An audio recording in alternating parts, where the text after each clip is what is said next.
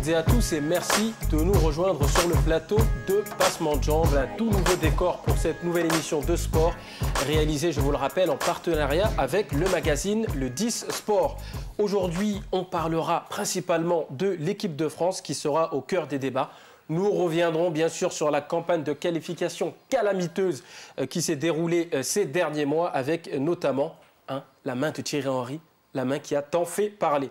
On enchaînera avec des incertitudes qui demeurent sur la liste des 23 qui partiront pour l'Afrique du Sud. Quid des cas Vieira, Mexes, Malouda ou encore Karim Benzema qui fait banquette, comme on dit, sur le banc pour l'instant du Real de Madrid. Allez, les chances de l'équipe de France dans cette compétition et bien sûr l'avenir des Bleus. La succession se prépare. Laurent Blanc, pourquoi pas, Didier Deschamps ou encore, je l'ai entendu ce matin, peut-être Luis Fernandez qui vient de poser sa candidature. On verra tout ça avec mes deux acolytes. Sur ma droite, Fabrice Wemba et bien sûr Karim Bouamran, que j'ai dégoté dans un coin de rue, mais qui sont des spécialistes, attention, du foot. L'internaute d'aujourd'hui, c'est Thomas. Salut Thomas. Salut. Donc l'internaute qui nous fera partager ses critiques, ce qu'il a aimé dans l'équipe de France, ce qu'il a moins aimé. Il y a beaucoup de choses qu'il n'a pas aimé justement. Et ce sera un regard avisé, on l'espère. Et bien sûr, notre invité sport, c'est Jimmy Ham, que va nous présenter tout de suite Fabrice. Alors bonjour. Donc Jimmy, bonjour. Bonjour. Joueur de 26 ans qui joue actuellement dans le club de Drancy. Est-ce que tu peux nous en dire un petit peu plus sur ton parcours avant d'arriver dans ce club? En fait, j'ai été préformé à l'INF Clairefontaine, que tout le monde connaît. Ensuite, j'ai intégré le centre de formation de l'AS Red Star 93. Ensuite, j'ai signé mon premier contrat à Châteauroux, en Ligue 2. Ensuite, je suis repassé par la case Red Star pour aider un coup de main à l'équipe, pour se sortir un peu de la division qu'on appelle DH régionale. D'accord. C'est bon de revenir à la maison aussi. C'est super bon, ça rebooste bien. Puis ensuite, j'ai été au Paris FC, en CFA, où on a fait la montée en nationale, où je suis resté 2 ans. Je suis parti à l'étranger en Grèce et je suis revenu en France et aujourd'hui, je suis à Drancy.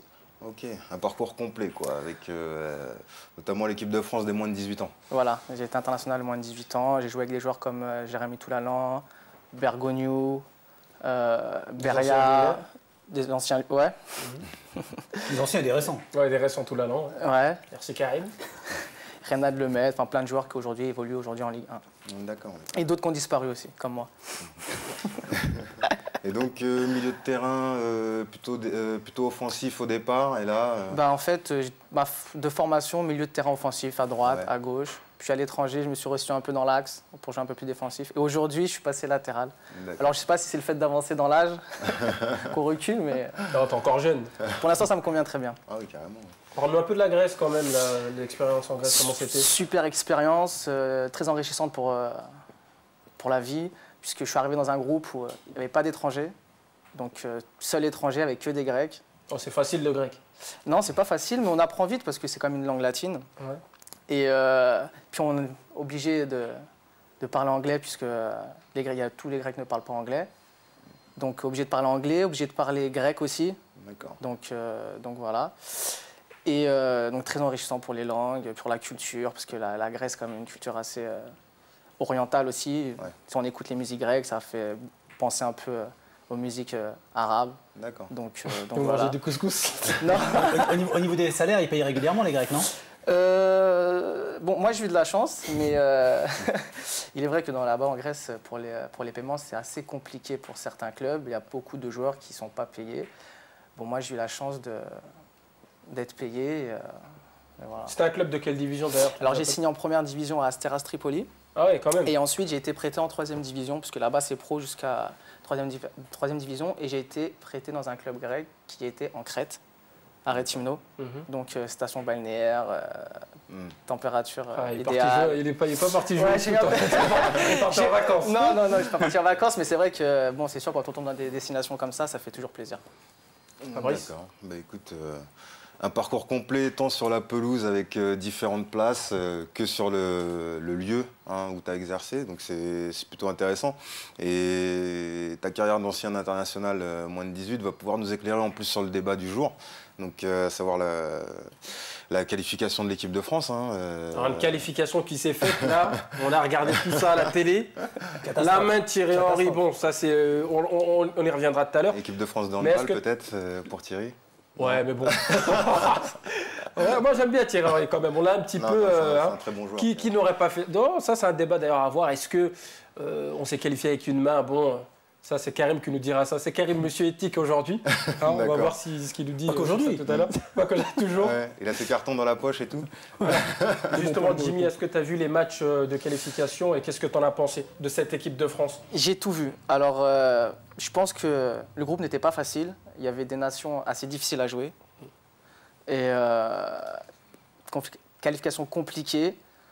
Mais je trouve qu'ils ont mal débuté. Et à mon avis, l'expérience des joueurs et des joueurs qui jouent dans les grands clubs a fait que la France est passée. Même s'il y a la main de Thierry Henry, c'était pas dit qu'on passait pas quand même. Mais le match a été catastrophique quand même. Le match aller, pour moi, le match aller a été très abouti et le match retour a été. J'ai pas reconnu l'équipe de France à domicile, dans son stade. C'est quoi? C'est le stress, c'est l'enjeu. Elle a déjoué, peut-être un peu comme on dit dans le jargon, un peu la chiasse, de réussir à domicile. Mais ce que je comprends pas, c'est que tu as le 95% des mecs qui jouent dans les grands clubs européens. Tous les dimanches, dans les grosses confrontations européennes, tu as au moins 2-3 Français.